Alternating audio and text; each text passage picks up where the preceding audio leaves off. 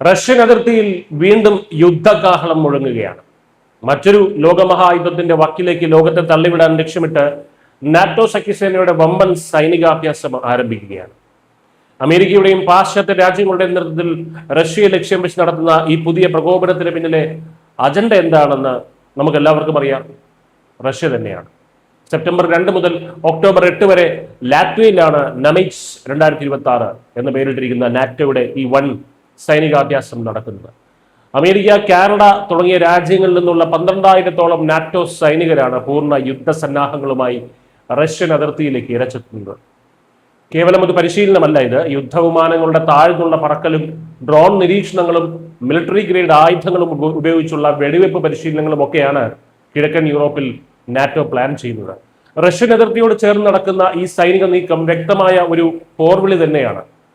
ഉക്രൈനെ മുൻനിർത്തി റഷ്യയെ തളർത്താൻ ശ്രമിച്ചിട്ട് നടക്കാതെ വന്നപ്പോൾ ഇപ്പോൾ റഷ്യയെ നേരിട്ട് വളയാനും ഭയപ്പെടുത്താനും ഒക്കെയാണ് അമേരിക്കൻ സഖ്യം ശ്രമിക്കുന്നത്. നാറ്റോയുടെ ഈ കടന്നുകയറ്റത്തെ റഷ്യ എങ്ങനെ നേരിടും എന്നതാണ് ലോകം ഉറ്റുനോക്കുന്നത്. News desk.